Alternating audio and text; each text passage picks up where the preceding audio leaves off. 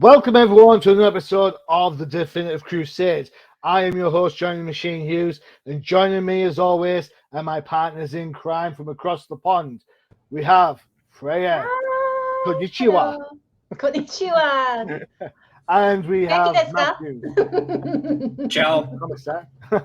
Matthew the Knight Woo. is joining us again. Ciao. Yeah. How's it going, guys? It's going all right. Genki desu ka? Johnny? Genki desu ka? Nande desu ka? Yeah. Not Genki? Komesta? Genki wa Muy bien. Bien. Sweet and sour chicken with rice. Sorry. Oh my goodness. It could be worse. I could have said 69, dude, but never mind. This isn't Panda Express. Let's move on. Oh, Chinese. I'm very bad No, at Chinese. it's My Chinese sucks. It has dwindled. No, I don't know Chinese. I'm fine with that. Yeah, so. Yeah. I'm a weeb, so I know stuff from anime. That's about all I got. That's about all I got. Yeah. What sort of stuff do you say? Look, there comes a monster or something. Is that what it says? No. Let's keep it clean. I was going to try to make a joke, but we're going to move on. We're going to we'll move on. You know. All right. Kawaii desu ne. Stuff like that. Weeboos. Nissan. Nissan. One-san. Sorry, guys. Ron there's is no like, subtitles for this. God. So this must be what Freyja feels like when Yo, I I'm all... Boy, what? Sorry, Johnny. Yes. Yeah. Right. Books, comics, focus. On track. On track. We have 3 books for you this week, primarily because last week was week 5 of a 5-week month. So DC don't generally put out a lot of stuff on the 5-week month. So for that reason, and that reason alone, we are starting a week back. There we go. Detective Comics 1063. This was, I believe, Matthew's choice. Mm-hmm. So the stats for this bad boy, they're written by Ram V, art by Raphael Albuquerque, colors by Dave Stewart, and letters by Ariana Mayer. There you go. Does the lettering get a cover credit? Let's look. No. Nope. Although the backup story writers and artists do. Redheaded stepchild. Yeah, whatever. Right. Matthew, this is your choice. Take it away, sir. Hold on, I'm trying to get my page back up here.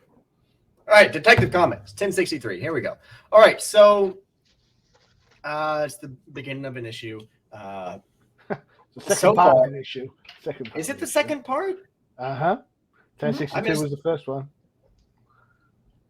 I mean, you're right. I just for some reason, the way it reads, right? Since I just picked it up, I didn't read 1062 obviously, but I just picked it up, and so just from picking it up, I thought to myself, it had to be the beginning of the issue because of the way it started out. We start off with seeing Harvey Dent. He is met by Bruce Wayne, and they have some cordial conversation. I really like the Phantom of the Opera mask that Harvey Dent has going on. The gold plating. It's really cool design. And this is Harvey Dent. And I say that because he's trying to suppress the two-faced personality that he has. And so far, it is Harvey Dent in the full because, as it's the whole thing about the two personalities, duality man, so on and so forth. Bruce is asking them about some stuff. He's like, something's going on. I just want to make sure that you aren't behind it all. And Harvey's like, my hands are clean this time, Bruce. And to which they have some little banter back and forth. Like Harvey Dent says, Harvey Dent says, you used to run this city, whereas Bruce is like, you used to run the Undercity. And so it's cool little stuff going on. But Bruce is tracking down what is going on, what this green mist is, right? Let me ask you a question just there, Matthew. Just to interrupt. Do you think that Dent knows that Bruce Wayne's Batman? Right there, I think it's hinted at that he has the idea that it's Batman. But even if he doesn't, it's Bruce Wayne, the multi-billionaire of Gotham. So it could be alluded to that, yeah, he may know he's Batman, or it could just be looking too much into the context there, saying that, yeah, he may know he's Batman, or he's just saying it because he's Bruce Wayne. And that's the lovely bit about Two-Face, isn't it? The fact that he said something that could be taken one of two ways. As Bruce Wayne, you used to run the city. As Batman, you used to run the city.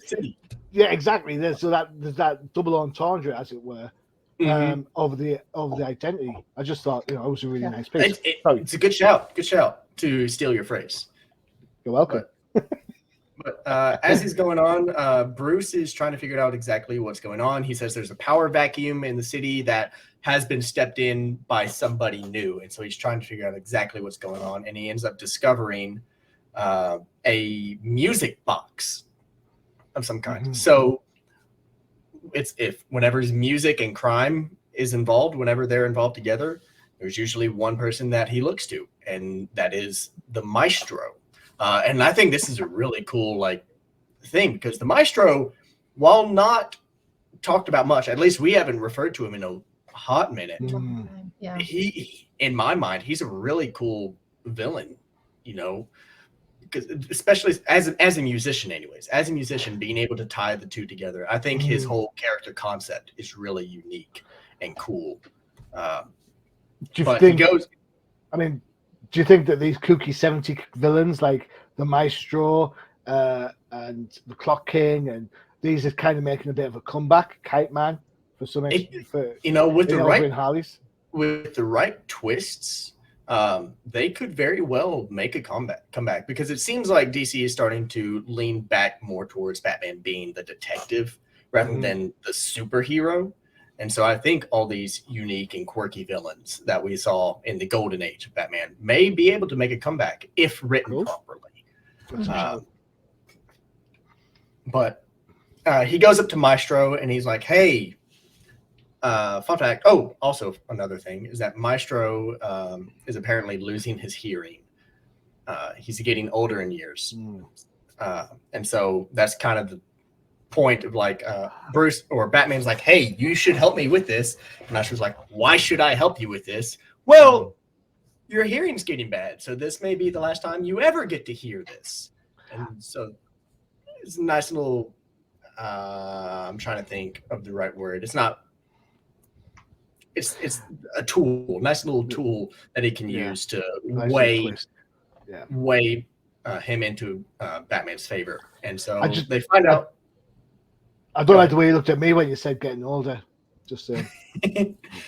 Look. It's fine. Move on. I wasn't going to say anything this time. But... now that you've mentioned it. No. But he opens up the music box and it plays, and Maestro's like, this is really cool. It has unresolved tritones known as the devil's interval, as some musicians call it. But the real music is in the harmonics, well below audible frequencies. Black noise is the term, I believe.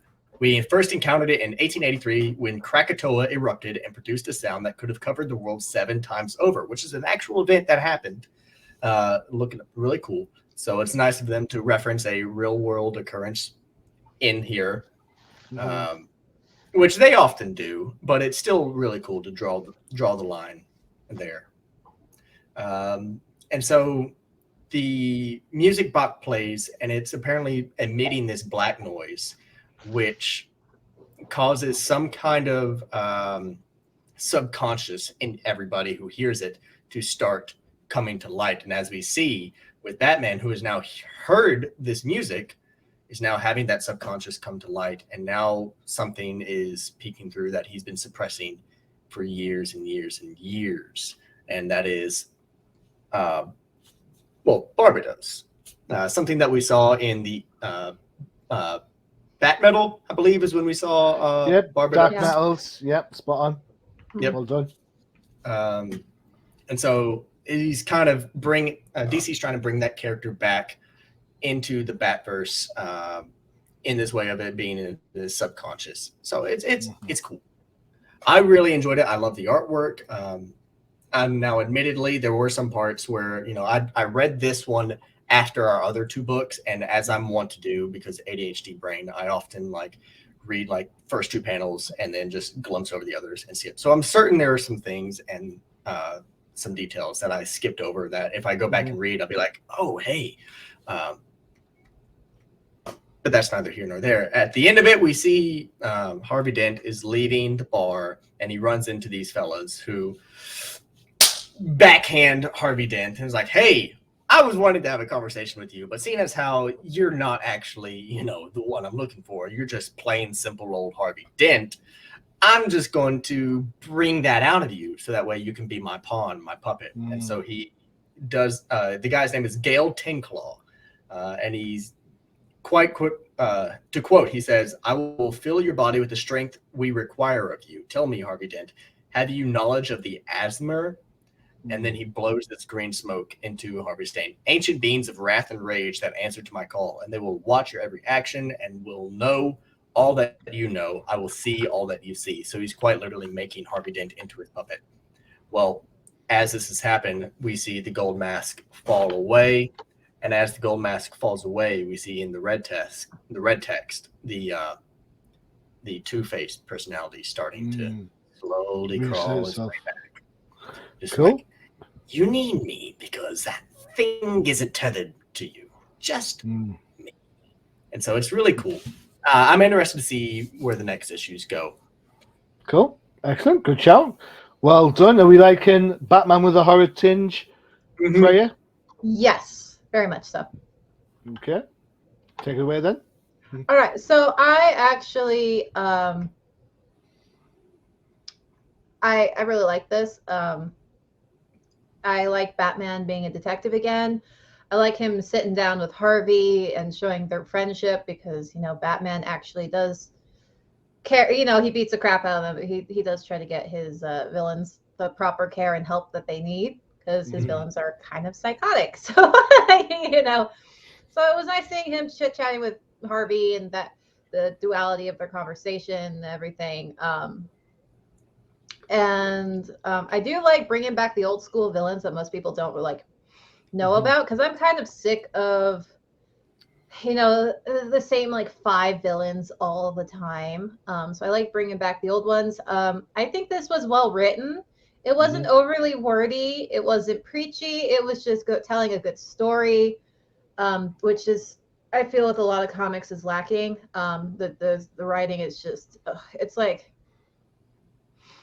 people, it's just like old people trying to, hello, fellow teenagers. I am teenager too. You know, I know what YOLO means. Yes. Yeah. You know, I know twerking. Yes. I am a fellow kid too. You know, it's just painful. Why are you looking at me when you say these things? I have no idea. What's that all about? Because you're the oldest member here, man. So it's just, it was nice to actually get some like good writing. I feel like I've been kind of starved for that lately. And I like the artwork. There were things that I could nitpick, but I'll forgive because the story was so good.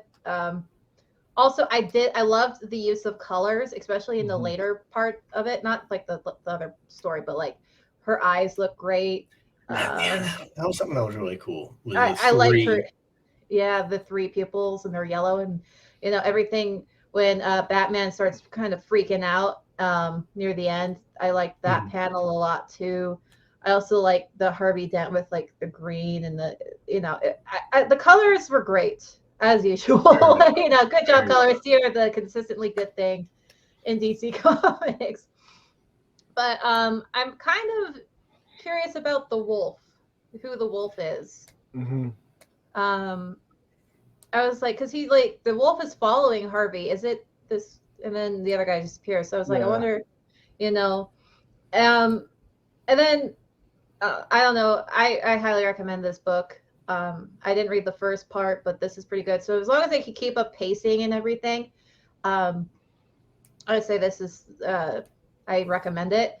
I can't say so much for the additional story. Yeah, I must admit, oh god, it went from like this beautiful, great thing to like what am I? Oh god. The thing about the additional story that really just made me not want to read it is in the bottom right hand corner. It says this takes place before Joker number 15, which is one of the issues that we've discussed on the channel before.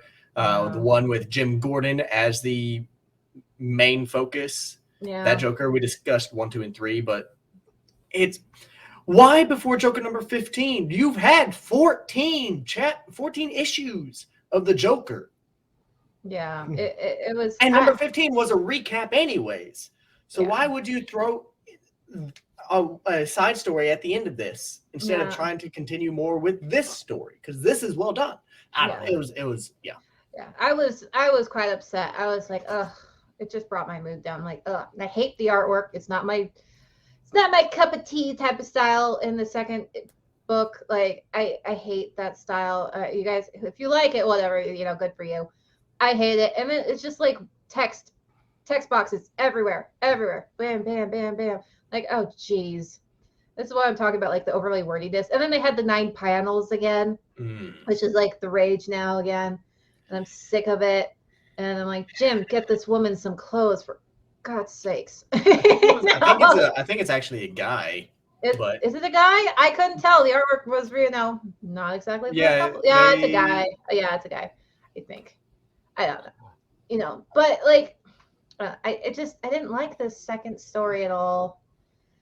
Okay.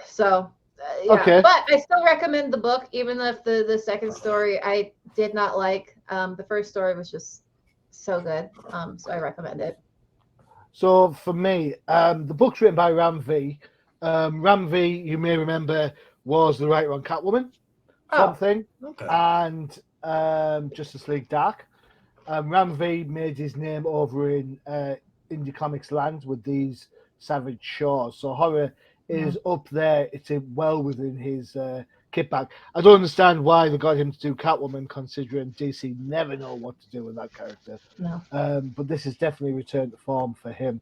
It's interesting you talk about the colours. Colours are by Dave Stewart. Dave Stewart made his name doing the colours for Mike Mignola on the Dark Horse books, the Hellboy books and stuff. Oh, okay. So that vein of colour, that vibrant sort of darkness, if that's an oxymoron, you can have it, it's all throughout this. Dave Stewart's a colorist par excellence. Well, the thing that made me start to stand up and really appreciate this book is the art by Raphael Albuquerque. Now, we talked about Raphael back when he was on Batgirl. After the Rebirth books, he was on Batgirl for those. This looks nothing like that. Whereas the Batgirl book was all light and cheery and, bouncy. This is the complete opposite of that. And Albuquerque, again, has done stuff independent-wise. He's worked with Scott Snyder on American Vampire. So that horror styling is definitely in play for the writing, the art, and the colour. So for me, with those 3 elements, where else can you go but horror, if that makes sense? Excuse me. I love the duality of the conversation at the start, as I mentioned to Matthew. That was really good. I'm a big Two-Face fan. Two-Face is up there. He's in my top 3, not my top 2. Then I've got a question for you. Okay, fire away. How do you feel about Two-Face's involvement in Task Force Z, which has released a issue recently? Well, I don't read Task Force Z because I don't like the book. So fair enough. Fair enough. How's it work? How's it plan out for Two-Face in that then? Should he be dead? It's interesting. All right, okay. It's interesting. Two-Face was the pseudo or the de facto leader of the Lazarus pills and the scientists that were doing that, and then Red Hood found out that was actually Red Hood instead of who he said Red Hood found out it was Two-Face even though Two-Face said he was somebody else. And so it's interesting. Interesting. Good. It's interesting. I know you really like it, so I'll go back and check it out, definitely. So for me, this book I could do without. I like the Mask of Tengu chips, poker chips. They were interesting. I like those. That's nice little detail. Yeah. Personally, I could do without another re-origin of Arkham Asylum. How many times that's got like, how many times have we got a new story of how Arkham was built? God knows. And again, I'm not a big fan of Barbatos. I wasn't a big fan of him in Dark Metals. It's interesting to play him here as a demon rather than like a dark universe character. So we'll see how it goes. I'm with you, Freyja. I think this is a solid read. I think this, along with Batman, I think they've taken a step backwards from that superhero kind of thing, and they're going for like just a straight up bloke in a suit. I don't like the idea. Yeah, I don't really like the idea that he's getting old and stuff. That's a recurring theme that I can do without, especially because I feel old at times as well. The one art thing that I think really sold it to me on this Batman is the fact that they gave him an aquiline nose. How his nose clefts out. I just found that really satisfying. The fact that he's had it broken a million times, he has the bump. I thought that was really satisfying to look at. Very small detail that just added flavor to the character. Talking small details, I like, because this is supposed to be set in the future, albeit the near future. I liked how Two-Face, where's it at? There he goes. He has a grey streak in his head. Check it out. Yeah. Once again, it's the little things. It's the little things that really little details. Yeah. There you go. Excellent. I kept thinking the singer was Black Canary for some reason. Well, I wouldn't mind having. She's not wearing fishnets. I know, but she's wearing a great dress, though. She is wearing a great dress. That is a dress. That is a dress. All right, time for a break before we get into our next two books, which are a distinct change of pace, to say something. Very much so. Why did we pick these? I have no idea. I don't know. All right, okay. Why did you pick this? Pain. Well, yeah. You'll see. You guys will see. Let's hold off. And on that note, I'll tell you what, let's go no prize. Check it out. All right.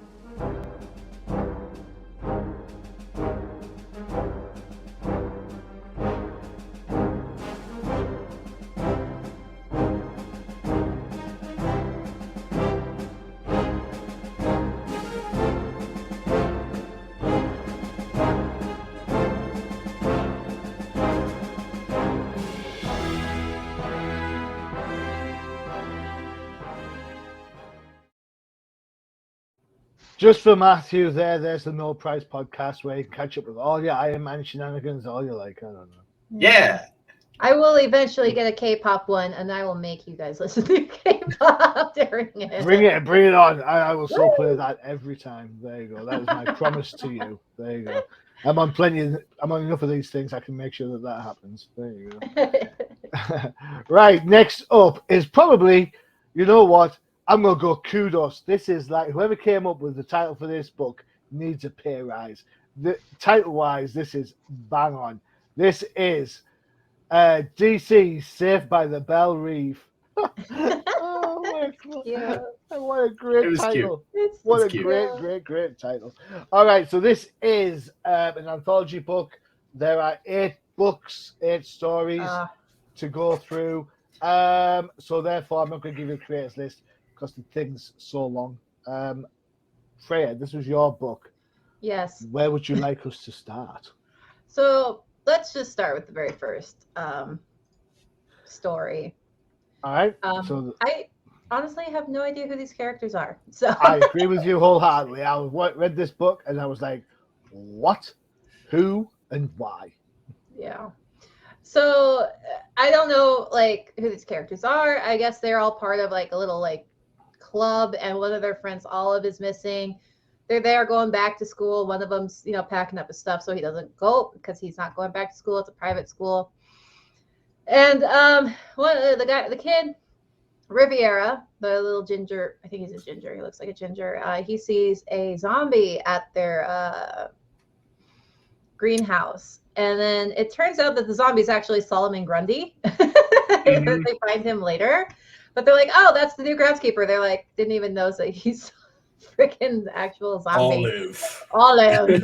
But I honestly, because this is 13 plus, I thought the story was cute and I was interested in it. I like the characters, the writing. Some of them not so good. So the first story is written by Becky Cloonan. Are these characters? What's that place? There's a book. It's like where magic users go to school. What's that one called? Is that DC had a book out not so long ago? Is that this? Is that where they went to? I don't know. No. It might be. The Umbrella Academy. I don't know. No, no, it's not the Umbrella. It's not Strange Academy. No, I don't remember. There was the Harry Potter kind of one. Yeah, what's I don't that? remember. I don't remember. I just remember thinking, oh, this is like Harry Potter. It gave me Stranger Things vibes. Yeah, it was a while ago. I don't remember, but I don't think these characters are the same characters.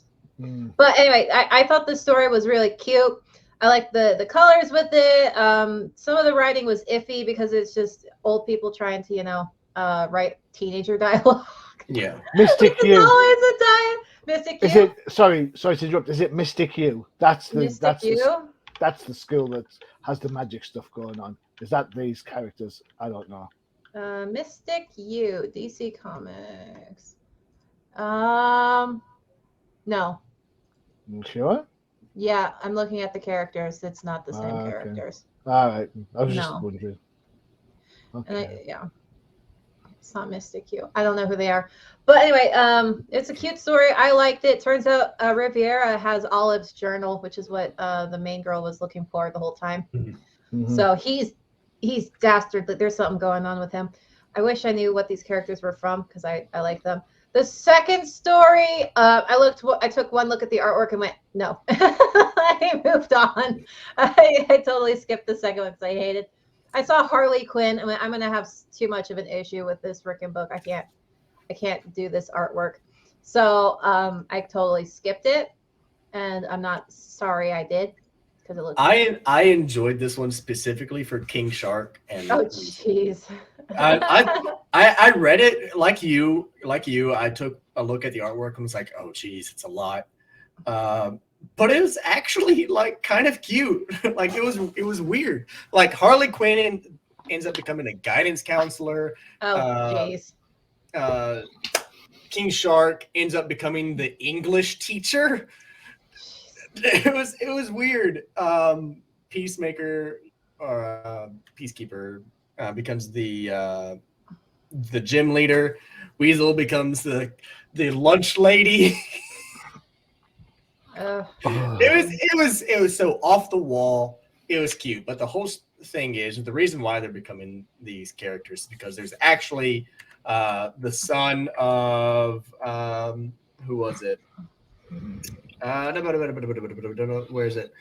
Gallo the Executor, the son of Gallo the Executor, an ancient demon lord, is using chaos magic to try to put the world back in medieval darkness so that way he can rule the world once again. But in order to do this, the magic is like messing with people's minds and making them draw out something that they've always wanted to be, an influence on the younger generation, so to put it. So it was weird, but it was still cute. Artwork definitely took some getting used to. Weasel ends up being the hero of the story because he's not affected, or they're not affected by the magic, and so he eats the kid. Yeah. Oh my god. Anyway, right, so it was off the wall, but I actually kind of enjoyed it. All right. Third story. I just. Third story. I'll help you out on third story if I may. Third story, I've got to say I quite liked right up until a certain point. Yep. And I like the whole differences between Damien getting ready for school and John getting ready for school, the way they interacted with everything, and it was all right up until they sat on the bleachers and gave me a lesson. Oh, I was yeah. like, That you know was what? it. I was like, you know what? I know this already. I don't need a comic book to tell me this. Thank you very much. And bear in mind, this is aimed at 13 plus. Yeah. Now, I have no problem with any type of character, whether you be Latina, Latino, British, gay, bi, trans, anything in between, binary, non-binary. I have absolutely no problem whatsoever. All right, and those characters should be represented Yeah. in comic books. Absolutely, 110%. What I don't need is to be patronized over the subject. Yes. And I especially don't need to spend my money to be patronized about the subject. When we're already getting things like this from every which source of media, having it in a comic book, it's I'm just overloaded with it all the time. Yeah. And so getting to this point in reading, like you, I just kind of was like, I already know all this. I hear it constantly in day to day. I don't want to read a comic book that I'm supposed to enjoy that also preaches this to me. Yeah. I'm gonna just tread a little closer and slightly be a little less nice with certain things. So Freyja, I would not expect any less. That's why you're having me go last with that. So yeah. No. My whole issue is, yes, I was fine. And then it got patronizing and preachy. I'm like, oh my gosh. It's like I'm watching a freaking forced PSA at school. Like, don't bully, don't, blah, blah, blah. I'm like, oh my God, I know. Just shut up about this.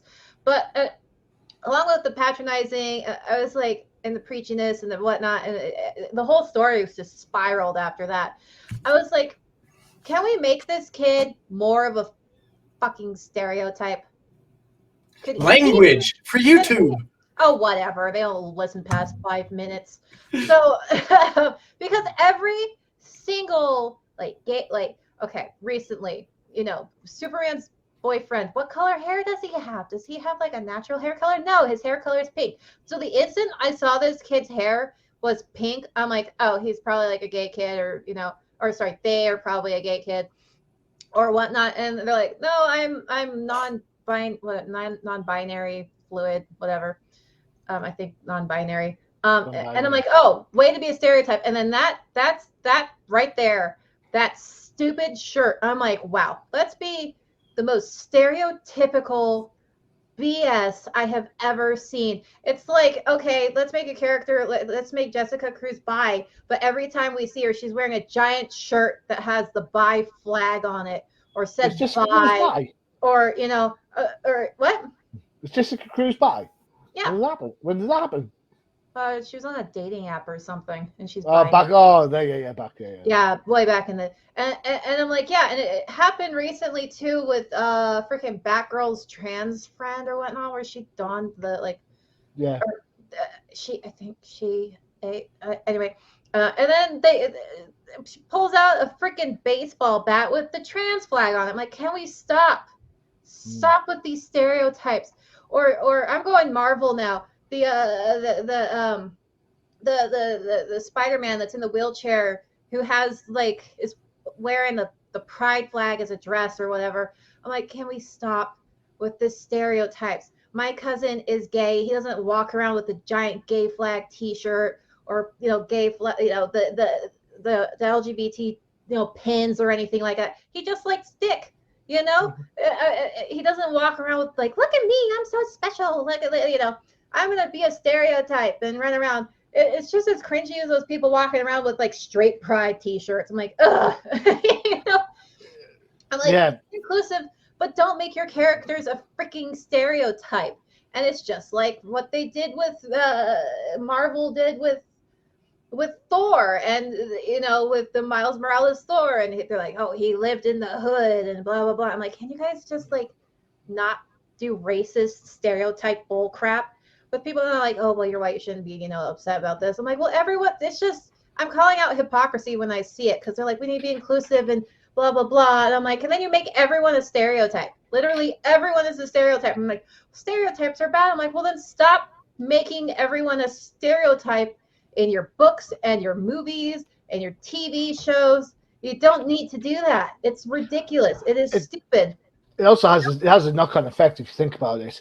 The fact is, if you're stereotyping a character of whichever gender or sexuality or whichever difference you are looking to talk about, if people will read this book and expect that this is what non-binary characters act like all the time, and then when they come across a non-binary person, they'll be like, "Oh, you're not like," and then the expectation levels versus reality are too dramatically different for them to have actually any benefit in the real world whatsoever. Yeah. So whilst I agree that things like LGBT and non-binary should be talked about, they should be talked about respectfully. They should be talked about almost inconsequentially, because it doesn't matter to me that Batwoman's gay. No. It matters to me that Batwoman's in good stories. Yeah, and you remember why her book was like, we said that her book was doing terribly? Oh, terrible. It's because they kept going back to like, look, remember, she's a lesbian. We're gonna throw this, her romance in here again. Look, remember, she's a lesbian. We're gonna cut away from her, actually doing even stuff. in the Nightwing book recently. There was like I don't know what's going on between you and her, and they're like, oh, we're supposed to get married. I'm like, for Christ's sakes, tell me there is more to Batwoman than this. But it's all. Speaking of books, this is only the third book out of 8.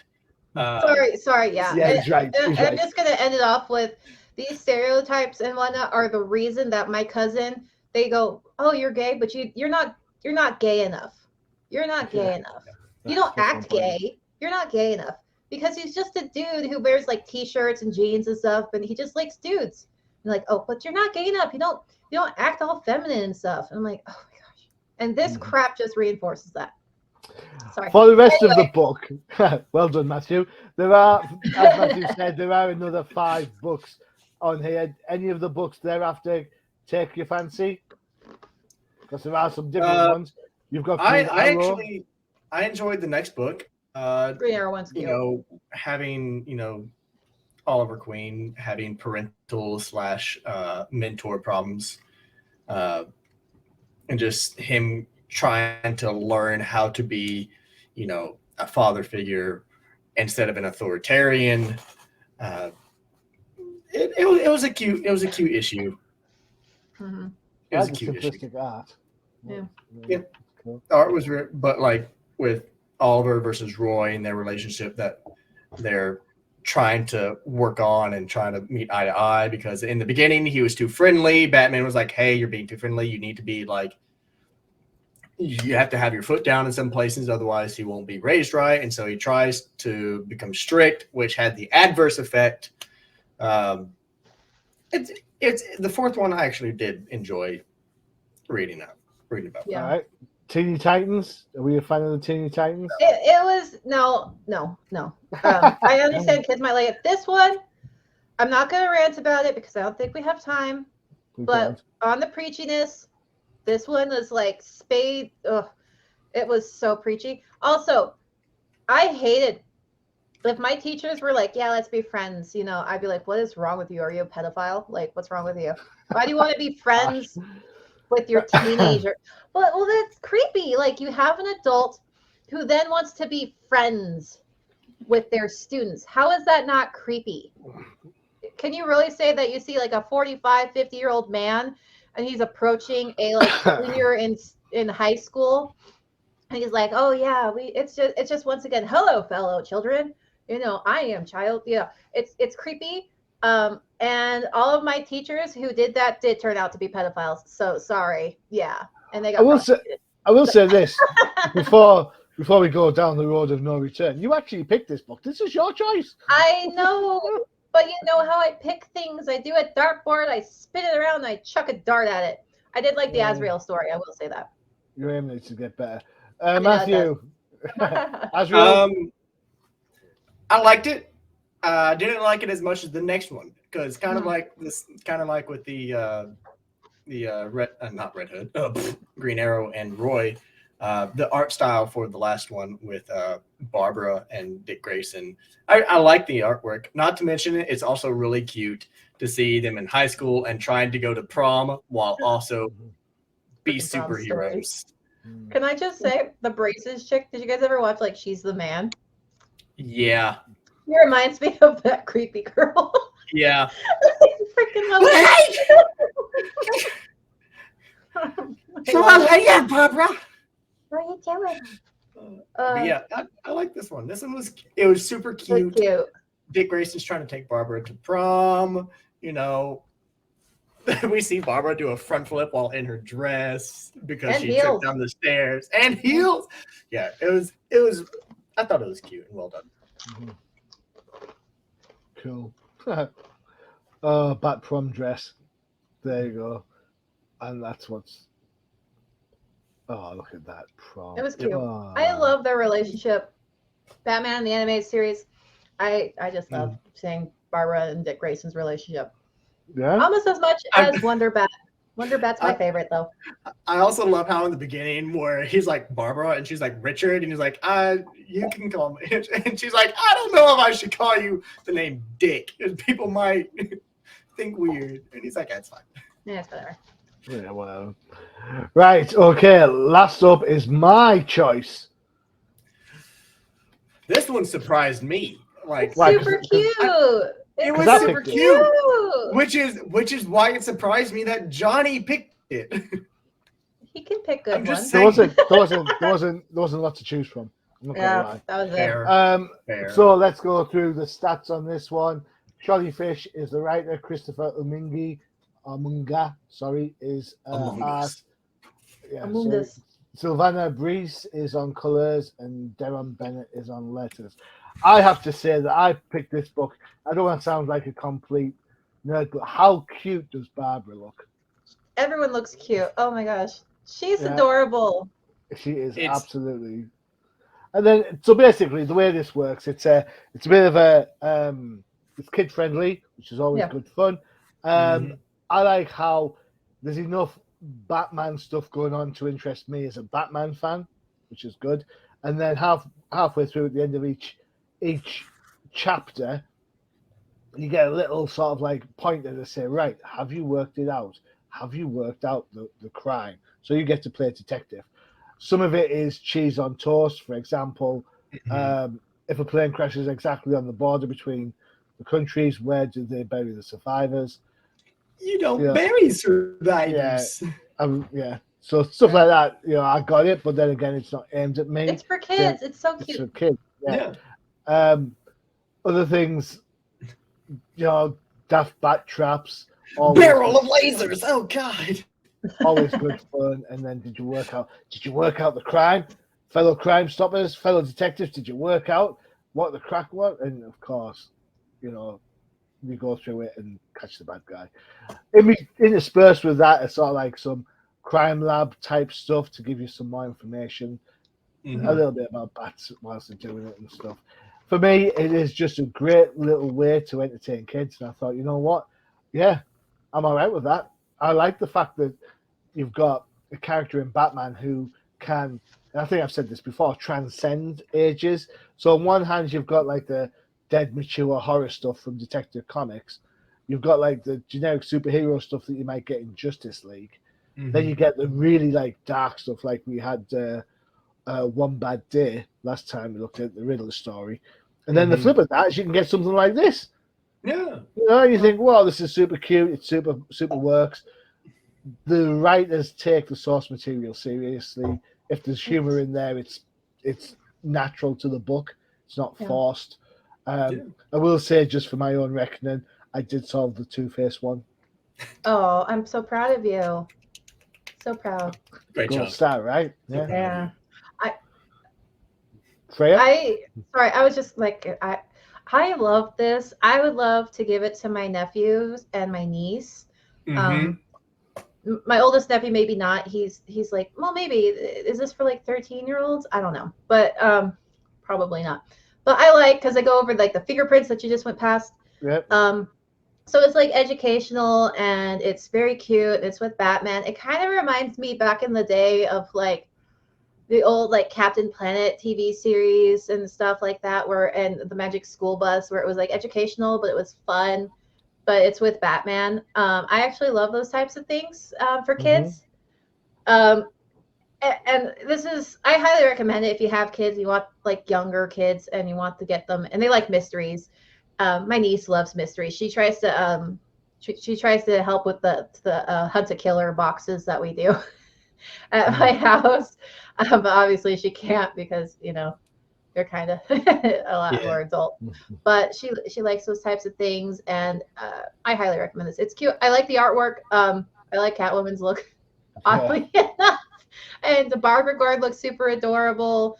Batman looks great. Everyone looks great, to be perfectly honest. I love Two-Face as a pirate. I didn't know I needed to see him as a pirate until I saw him as a pirate.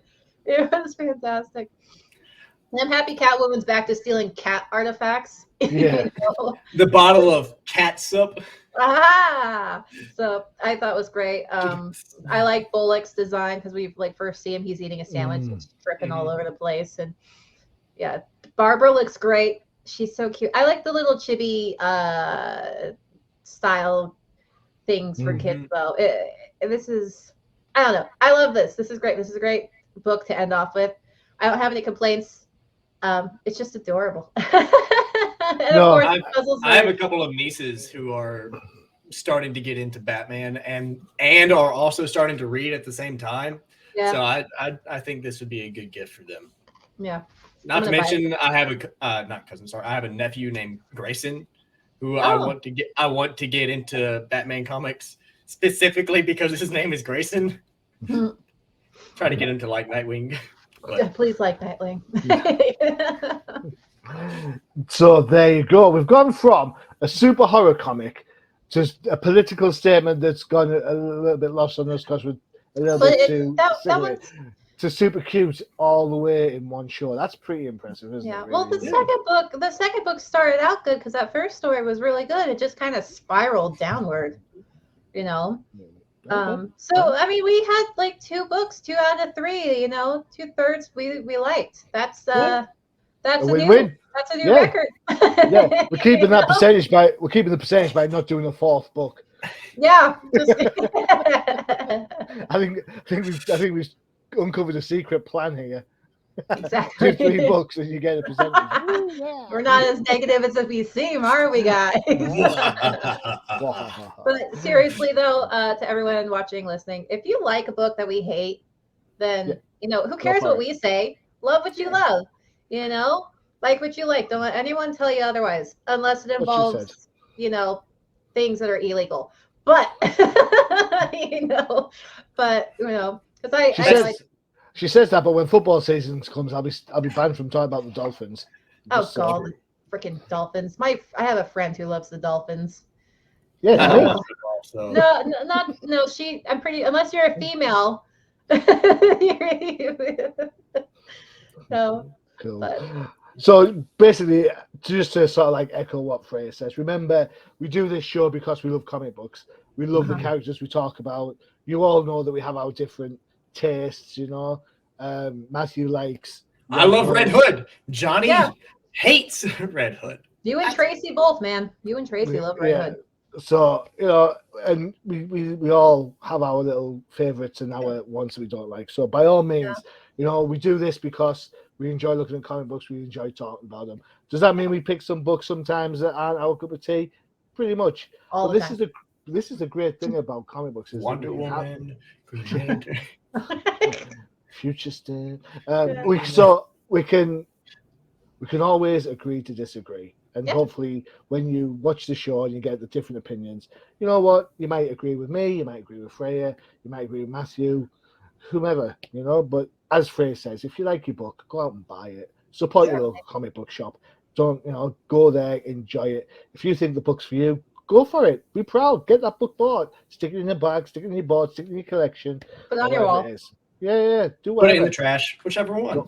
Don't do that. Don't do that. Don't do that. Unless it's a Red Hood book. Unless it's the Twilight series. I have the Twilight series for emergency kindling. My wife would kill me if that happened. All right, there you go. 3 up, 3 down. Thank you very much for joining us, Freyja. Thanks for your time. Excellent. Matthew, always a pleasure. Yep. Stay tuned to the UCPM for all your favorite shows, including Freyja. K-Pop Cosmos. We have a one out every month. And next month, we are going to be talking about a group that I thought we already talked about because I guess I'm a little ditzy. I forgot. It happens. It happens. Matthew? The Jank Think Tank, where we discuss Magic the Gathering, whether it be cards, combos, or deck techs. Still have recorded episodes in the works, ready to be uploaded. They just need to be uploaded.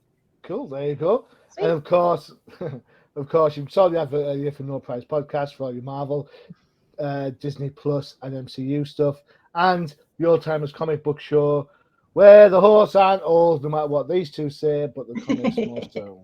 All right, and of course, keep your eyes open for the next episode of TDC, because I hear on the grapevine, it's a Jeopardy episode.